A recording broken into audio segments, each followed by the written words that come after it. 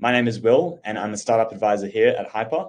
And I'm super excited to share with you today some ideas and items to consider now that you've got an idea and you want to bring it to life, or whether you're just in the startup ecosystem in general. This seminar will be a great one to wrap your head around the different types of funding, as well as a few market insights and tips at the end. So we'll try and keep this session to under 30 minutes, simple, short, and sweet. But if you have any questions, just pop it in the chat box as we go. And at the end, you can raise your hand and I'll try to answer as many as I can. Cool.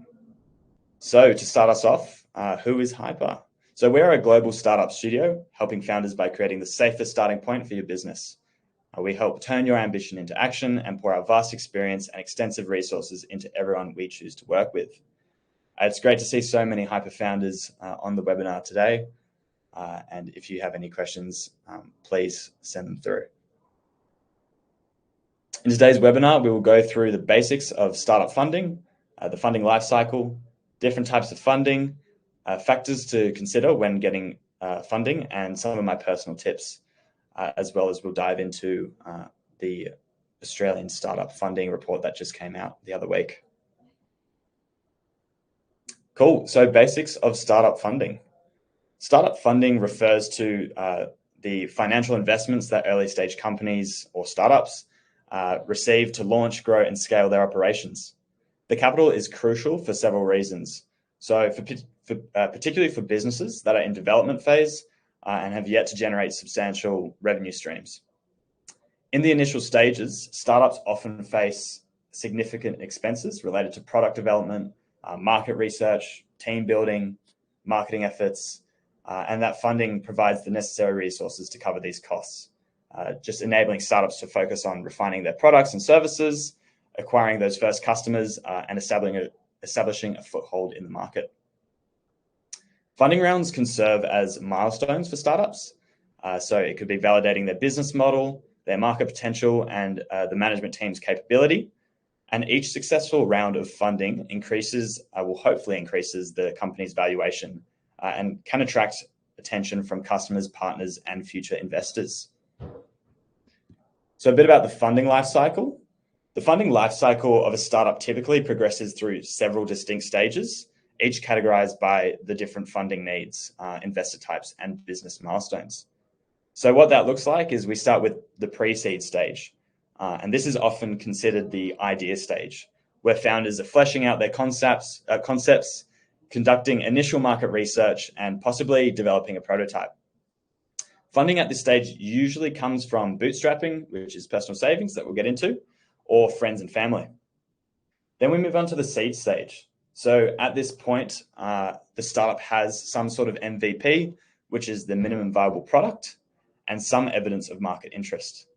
Seed funding helps to finance early market entry, product development, and building a team. Then we move a bit further on and we're looking at our Series A startups. So they're startups that have moved beyond the concept stage with a functional product and initial revenue, indicating some product market fit. At this phase, they focus on growth and scaling, professionalizing their management, and utilizing that Series A funding primarily for expanding their team, marketing, and product development. This stage also involves increased scrutiny from investors. So they're going to start to expect progress towards growth milestones, but also provide strategic support alongside that capital. Then you move on to your Series B and above. So it can go Series B, Series C, Series D, and IPO. And what these companies are they're companies with a proven track record. So they've got a proven business model and significant user growth or revenue. And generally, these companies will be looking to IPO, which is go public on the stock market, or get acquired by a bigger company. Cool. So now we're moving on to our funding types. So to start us off, we've got bootstrapping. And bootstrapping refers to the process of starting and growing a company using personal resources, revenue generated by the business, and minimal external financial assistance. The advantages of bootstrapping is that you can gain full control. So all the decisions you make are your decisions. Additionally, You don't carry any debt because you're not taking out any loans, and you don't have to dilute your equity, meaning that you don't have to give pieces of ownership away too early in the business. And since these funds will be coming from your own personal finances, the businesses generally have a profit focus from day one. Some of the disadvantages of bootstrapping include the limited growth potential. So one of the main reasons people go out and look to fundraise is to get access to that capital to scale and grow quicker. Obviously, you've got that personal financial risk. So building an app or building a startup can be quite costly. And it really depends on your financial situation, whether if bootstrapping works for you.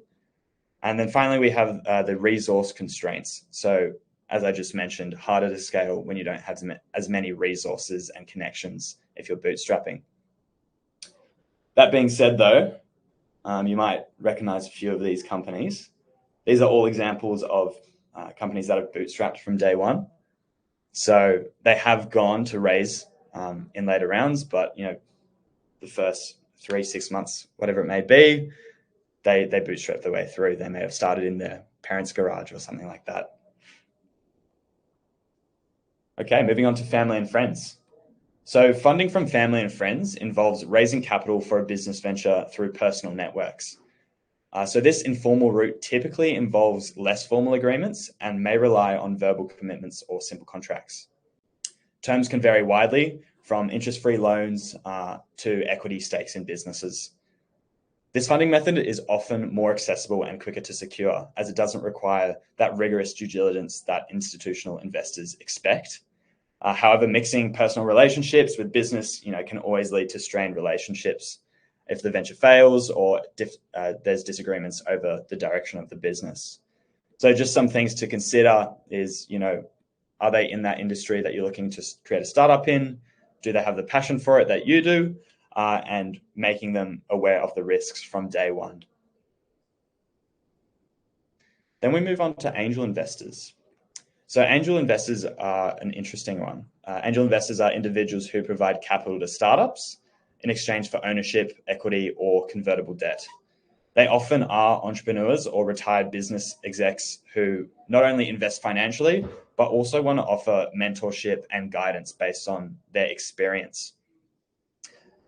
The benefits of angel investing include not just those injection of funds that you get, but as I mentioned, the mentorship and those industry-specific connections these investors can provide. Terms can be more flexible compared to the more formal investment avenues.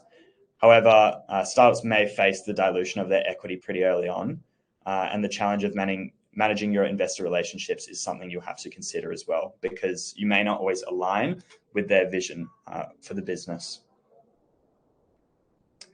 So this is a graphic from the state of Australian startup funding.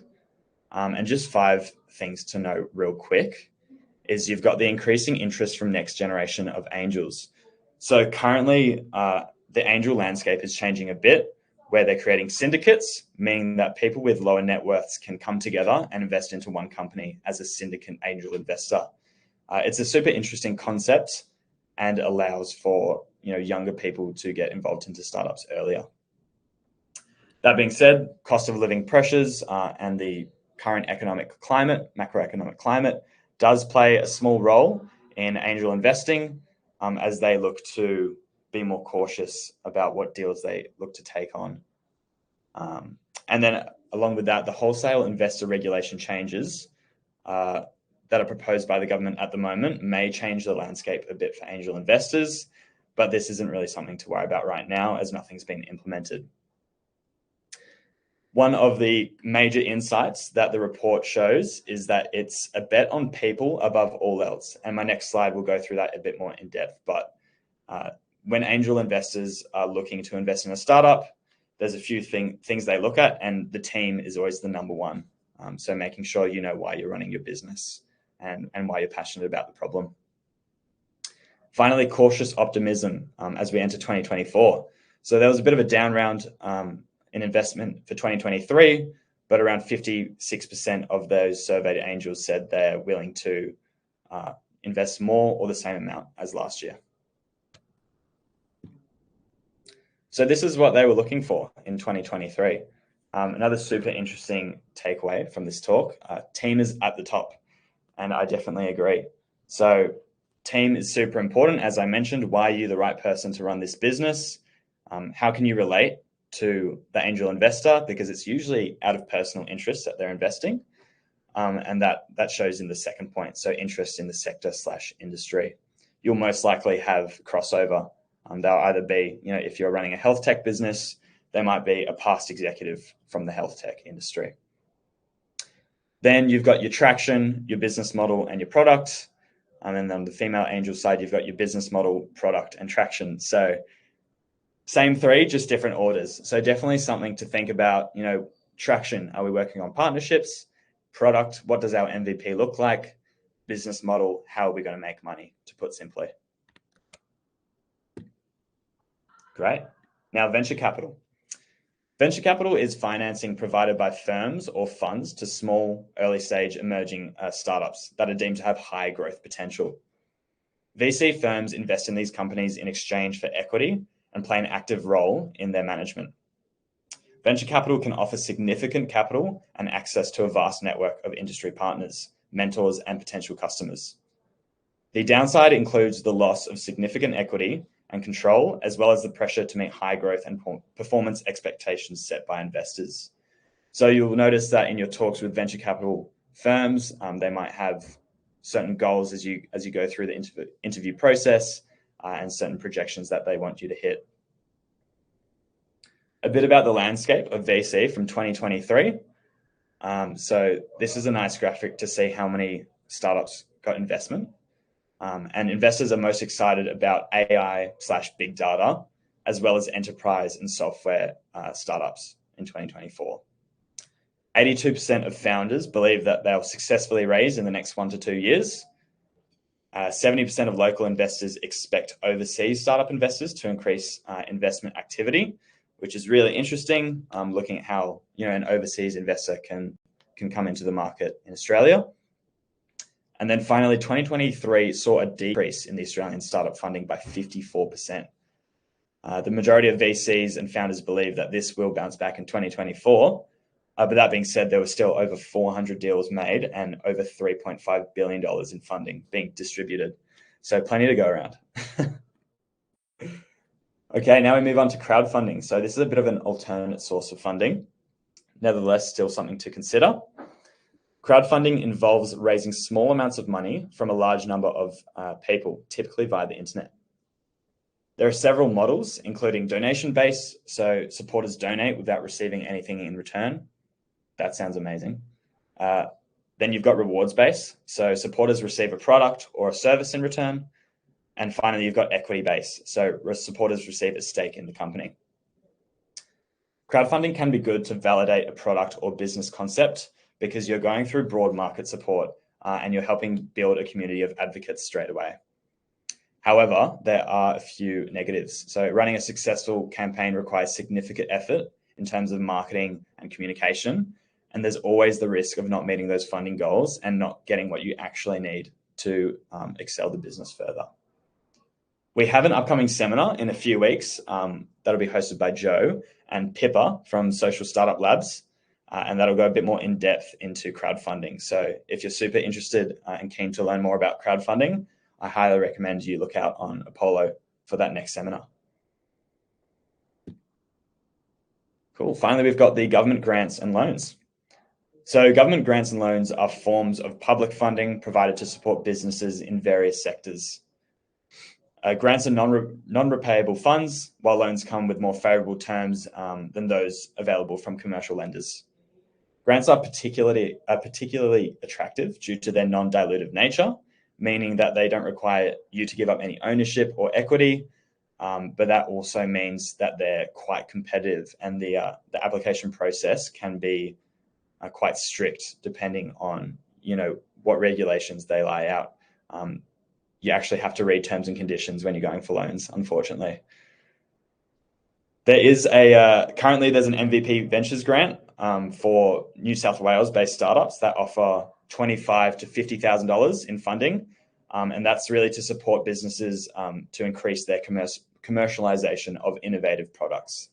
So that's quite a broad but competitive grant. I'd certainly recommend looking into it if you're New South Wales based. Some factors to consider when you're choosing what type of funding type you want to go down. So when selecting a funding type, consider the startup's current stage, their long-term goals, the industry in which they operate, and the founder's preferences regarding equity and control. So I did it in chronological order in terms of how much equity you really have to give up. So, starting with bootstrapping and friends and family, you'll generally get the best deal in terms of how much equity you have to give up versus how much you will receive in funding. Before you go to institutional investors and angel investors, you have to know your business and have clear objectives before seeking that type of funding. A well-defined strategy will not only help in securing those funds, but it'll also ensure that the chosen funding type aligns with the startup's vision and growth trajectory. Cool. And just to finish off, a few tips from me. So getting investment ready, there's about 1,000,001 things you can do. But I've, from my time working in VC and helping startups launch over the past few years, I've really honed it down to a few dot points that every founder should work on. So that is leveraging your network. It is super, super important that you either leverage your existing network or start to build a network. What that looks like is, hopping on LinkedIn, finding about startup events in your area, going to these pitch practices, talking to people, getting validation, getting partnerships, talking to potential investors for feedback. Everything helps. And startup is all about making those connections and talking. Then when we're looking at actually getting funding, we need to know our problem inside and out. So it's great to have a solution, but at the end of the day, that solution through the funding rounds is likely going to change and you'll need to pivot. So knowing your problem is super, super important because that won't change. You're always going to try and find a problem that, one, needs to be solved, and two, people are actively looking for someone to solve it. If you've got those two down pat, then you'll be fine. Then we've got the ideal founder personality. So when I was working in VC, I always analyzed what the other investors look for, and I took away 3 things. So knowing your problem and knowing your startup inside out and being able to talk to it without slides, really, really important, really essential. 2, knowing the problem and then having the willingness to learn. So when you're going into these meetings, you're not expected to know absolutely everything. It's good to be knowledgeable about the space, the market, and the startup, but they're not expecting you to make up answers. And they will throw tricky questions at you sometimes to see how you react. It's perfectly fine to say, I'm actually not sure. I'll look into it, or we're working on a solution for that right now. It's part of our strategy, and that's an acceptable answer. The worst thing you can do is try and outsmart the investor. One, because generally they're pretty smart themselves and they can see through you making stuff up. But 2, you have to be able to adapt. You have to be able to change your solution if it's not working out. Same when receiving feedback. If you get good feedback or bad feedback, change it. And then finally, have passion and persistence. So, you have to be passionate about what you're starting, because startups are a roller coaster. You're going to have intense highs and very intense lows. And if you don't have that passion and, that persistence of actually wanting to solve that problem, then, it's hard to keep that interest and that motivation alive. But yeah, those are my 4 main tips. Follow those 4, make sure you have them down pat and you have answers for them. And you'll have more success when you're looking for funding.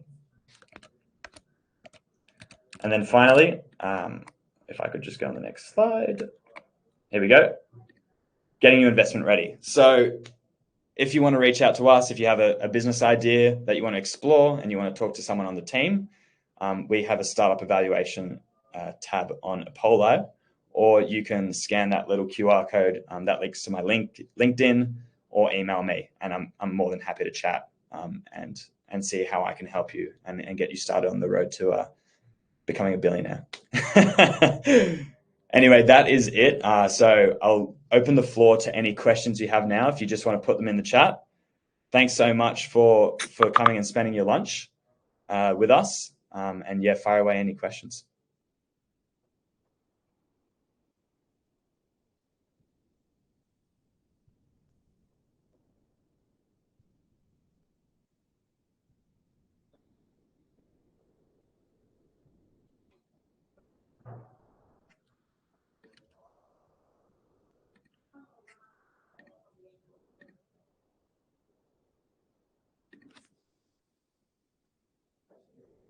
If you have any questions surrounding what you think your stage is as well, feel free to put them in. Pre-seed is usually what our accelerate program is, and then seed is post-accelerate, looking into development stage 1. There's a few requirements to see what stage you're in.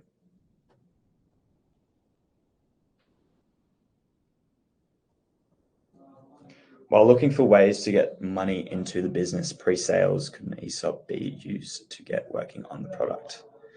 Yes. So we recommend using a safe note. It's the easiest way to get money quickly. And what a safe note is pretty much a simple agreement for future equity. So we have templates at Hyper that we can send you, but pretty much it's promising you get X amount of money now at X evaluation, at Y evaluation, and then next time we go and raise, that's when your shares will be issued on an agreed price. That way you get the money pretty much instantly, and you don't have that pressure to raise for the next couple months and go through all that legal jargon with lawyers and everything. When you hire CTO, CFO, etc., do you dilute your equity or do you pay them a salary? Yeah, good question. So it really depends on how many funds you have at the moment. So if you're bringing on a co-founder, usually in the early stages, you will have to offer some equity, and it'd be more equity than salary based. But really just think of it as how much is this person going to bring value. If it's an immense amount of value, maybe they'll help you build out the app or whatever it may be, then offering them an equity split is preferable. You can also bring on advisors for really small amounts of equity. And then once you have a bit more funding, then bringing people on as employees, which is just a salary or a casual rate, is definitely something you can do if you didn't want to dilute your equity even further. What is the requirements to assess what stage a business is in? So yeah, it really depends on how much you're looking to raise and where your product is in terms of development. I'll link an article that has sort of more requirements, but as I said, pre-seed is before you have that product, it's really just in the idea phase, and you're looking to get that initial investment, whether it's $50,000 to $100,000. That's usually where pre-seed sits. At seed stage, you have your MVP, your minimum viable product, and then some evidence of traction. Series A is more when you have a few more numbers, so you can predict revenue a bit further. Your business model is more laid out, and your different revenue streams. And then Series B and beyond is that proven track record. This works, and you're just looking to grow into different markets. You're looking to acquire different types of customers, and you need help expanding your business.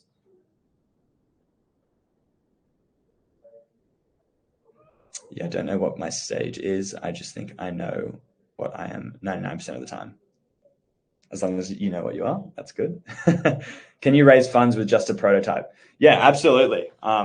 Many of our founders have raised funds with just a prototype, and a prototype is a great tool to use to show investors, family and friends, angels, and really take them through your story and your process.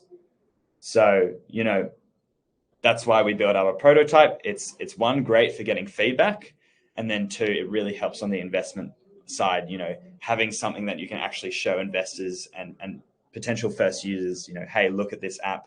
This is what it's going to feel and look like, and that certainly just puts something in stone for an investor to see.